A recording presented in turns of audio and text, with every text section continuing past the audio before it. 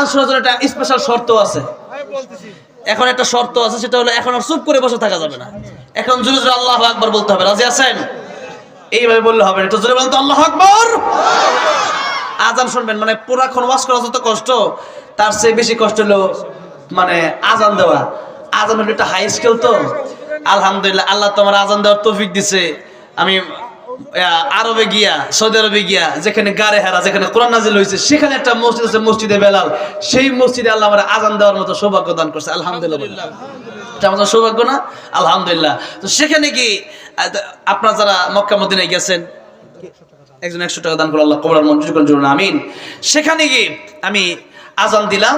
তো সেখানে যে আজানটা দিলাম, এই আজানটা অনেকেই মনে করে এটা মক্কা মদিনার আজান, কিন্তু এটা হচ্ছে বাংলাদেশের আজান। কারি উবাইদুল্লাহ রহমতুল্লাহ আলী আমাদের বাংলাদেশে একজন প্রসিদ্ধ কারি ছিলেন, বিখ্যাত কারি ছিলেন। তিনি আজানটা দিতেন। তিনার আজান আমরা শুনতাম রেডিওতে ছোটবেলায় আমরা। আর আপনারা তো শুনছেন, তিনি এখন নাই, ওনার কবরকে আল্লাহ জান্নাতের বাগান বানানোর জন্য আমিন। এই সুরে উনি আজানটা দিলেন, যে সুরে মানে আমি দেই আর কি। আমার তো পুরোপুরি হয় না আর কি, কিছু কোনো রকম হয়, তাই আপনারা এত পাগল।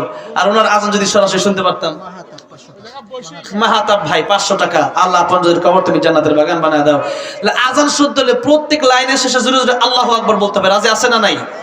লাইন শেষ হবে আল্লাহু আকবার বলেন। আর যদি বন্ধ করে ফেলে তাহলে আজান বন্ধ হয়ে যাবে। একটু বলেন তো আল্লাহু আকবার। এই আওয়াজ না বীর পুরুষের মতো আল্লাহু আকবার, আরেকটু আল্লাহু আকবার। তাহলে কি আজানের মাঝে হয়ে যাবে কালেকশন? আজানের পরে যে কয়েকজন দেন, আমি বলছিলাম আগেই বলেছিলাম যে 11টা পর্যন্ত। তাহলে আজানকে দেবো নাকি শেষ করে দেবো? দায়িত্ব আবার একটা দিয়ে দিছি। রেডি সবাই আল্লাহু আকবার বলার জন্য। আল্লাহু আকবার, আল্লাহু আকবার। এই আওয়াজে কিন্তু দেব না ভাই, আমি আওয়াজ দেবো, আপনারা চুপ করে থাকবেন, তাই হবে না। তো জোরে বলেন আল্লাহু আকবার। আল্লাহু আকবার, আল্লাহু আকবার। আশহাদু আল্লা ইলাহা ইল্লাল্লাহ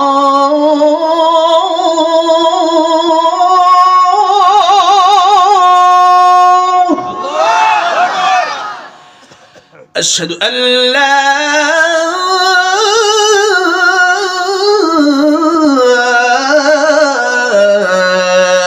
إله إلا الله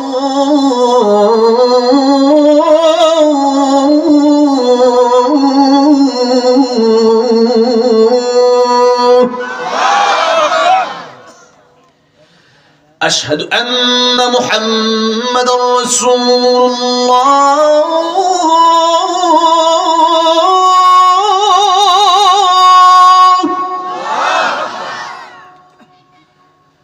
أشهد أن محمد رسول الله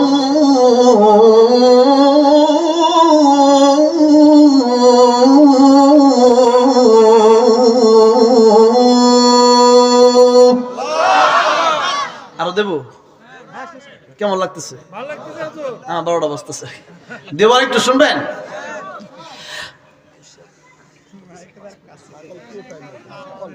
এখন কি করবো? আমি 1 ঘন্টা আলোচনা করে বলে দিছি আগে, 1.5 ঘন্টা 2 ঘন্টা হয়ে যাচ্ছে। আমি যদি জানতাম যে এত গজল, আসলে এটা তাফসিরুল কোরআন মাহফিল, তো কোরআনের তাফসির যত করা যায়। এখন এখানে আজান গজল এগুলো সীমিত, 1-2টা গজল বা একটা। আমি যদি জানতাম যে এত টাইম পরে আসবো, আমি ভাবছি, আমি আগে বলেছি 11টা পর্যন্ত আমি চালাবো।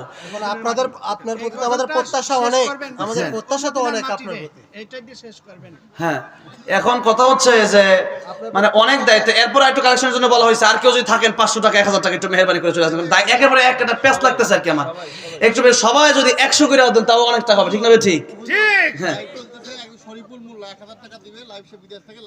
বিদেশ থেকে লাইভ দেখে 1000 টাকা দিয়ে জোগাড় মারহাবা। কোন দেশে থাকে জানেন? সৌদি আরব থাকে।